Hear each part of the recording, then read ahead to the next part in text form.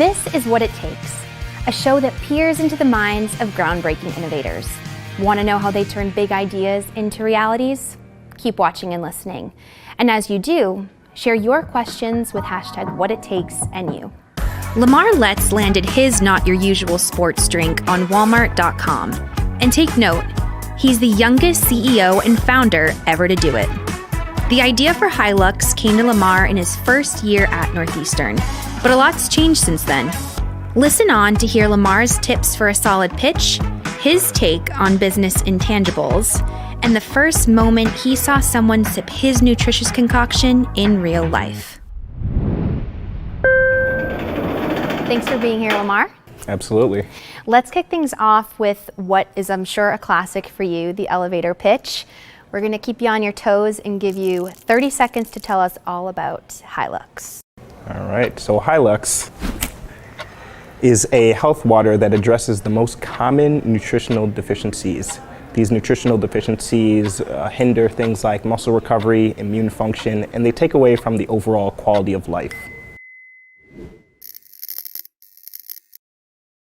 This is Light Bulb Moment, which is our introduction to kind of that spark for you that inspired this product. So what would you say is your light bulb moment for Hilux? Absolutely. So I guess it was a series of events that kind of led to the light bulb. So I was a track athlete and I actually got a heart injury, which put me out of competition and pretty much all physical activity.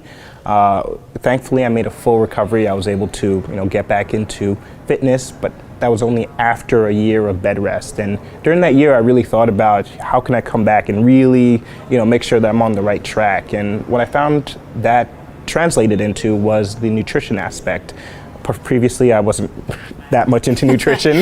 Didn't really care. I was running and just eating whatever. And I found that when I was really being conscious about it, everyone I speak to is doing everything besides just drinking regular sports drink. They're watering it down. They're doing all sorts of substitutes. So why not create something that is low in sugar, low in calories, and really delivers on the nutrient aspect of things? And through research, we were able to find out the most common nutritional deficiencies and really address that in a drink that tasted great and made people feel great. And when did you turn that idea into a real thing that you could hold in your hand like you just did? When did that happen? And what resources did you need from the ground level up to do it? So it was sort of like an iterative process. I really wanted to get started, and it took a lot longer than I actually initially expected. Just going from step one was creating the name and the design and what's it going to look like and what's going to be in it. So that was freshman, sophomore, junior year. In 2016, we ran a Kickstarter, and then 2017, after I graduated, is when I started doing it full time. But before that, there were definitely many steps, a lot of learnings along the way. I feel like a category that would make sense for you, Lamar, is sell to the shelf, whether it's physical or virtual.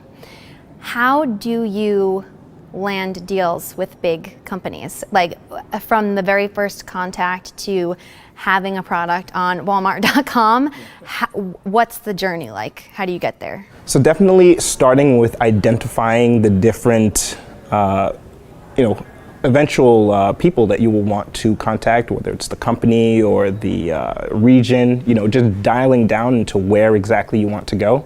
And then from there, having a pitch that not only sells them on the product, but sells them on the team behind the product, as well as all the peripheral factors. I would say that would be press, general marketing. There's a lot of intangibles in there too, because food, especially beverage, has a lot of competitors, and some people just kind of come in, throw something in, and they're kind of gone the next year. And a lot of beverage dealers or distributors, they're very wary of that. So they want to see some of those intangibles of, are you going to be here for the long haul?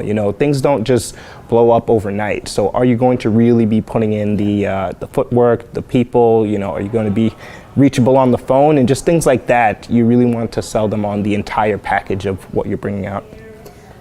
I don't know if you can remember the exact moment, but how did it feel the first time that you saw Hilux either, up on a shelf or just from typing it in on a big website? What does that feel like? So I'll dial it back even more. There was a time, one of the earliest, when we were kind of testing out some of our first formulas. One of our first test markets was in Cambridge, and I remember the first time I saw a guy drinking it that I didn't know. Yeah. That was a first. Felt real? Yeah. I remember I called my mom right away. I was like, I can't believe it. My first customer. People are actually doing it. Yeah. I don't know him. Yeah. And what did he think? He liked it. I spoke to the, I didn't bother him, I wasn't trying to be creepy, but spoke to the manager, and they were like, yeah, he's like buying it and like bringing it home. And I'm like, wow. Good.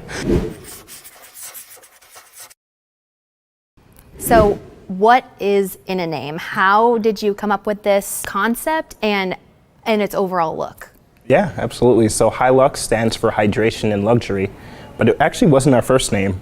We had a original name that I can't say on camera. It was during that iteration phase, but a large international company actually found us online somehow because I was kind of making a website, and they sent a cease and desist because it sounded similar to their name, but completely different spelling, completely different look. It's kind of a stretch, but they had a giant law firm, and I did not. I was in a dorm room, West F actually, so I was wondering how they found me, but yeah, we moved on from that. That was something where we didn't have too much invested in that at all. It was just something we came up with. And moving forward, we wanted to take a name, Hilux, hydration and luxury, put them together. And what we found is that people really latch onto that one a lot more than the original one. So it's kind of like a story that we didn't think it was going to go from point A to point B, but it was, it was something that we kind of took, we bobbed and weaved. A blessing, we took it as it came. So you mentioned what I'd consider a bump in the road with the name, right? Yeah, so I'm sure you encounter quite a few, I'm sure, as you get something off the ground. What bump in the road stands out to you that you're very proud of overcoming, and how did you do it? What should fellow innovators know for getting to the next step? Yeah, I'd say a really recent one was a supply chain problem that we just overcame, especially because of the lockdowns and a lot of just the global issues that we experienced over the past year. It was kind of coming from every angle, the different problems, but one huge one, it was kind of like a culmination, like the breadcrumbs led up to something big, of a manufacturer that just wasn't going to be able to work with us anymore. So us being able to really change around some of the components of the product, that wouldn't affect quality, that wouldn't affect taste, and kind of come out on the other end stronger. We're actually upgrading the label in our next production run, and that's just really kind of a proud moment for us internally, because it's kind of like a battle that you don't see behind the scenes, and then September, October comes and you see a new label and you're like, oh wow, it looks cool, but a lot went into actually getting that out, and it started from a pretty low point, just because that was a huge player for us when it came to actually producing the product. What does it take to become the youngest CEO and founder on Walmart.com? You have to feel so proud of that. Yeah, it's definitely it was like surreal. It's something, I'm sure it still hasn't sunk in. Yeah, you're kind of like keep going and going and going, and then you take a step back and you're like, wow. But I'd say the answer to what it takes is, my honest answer is just a relentless pursuit of even the smallest steps forward.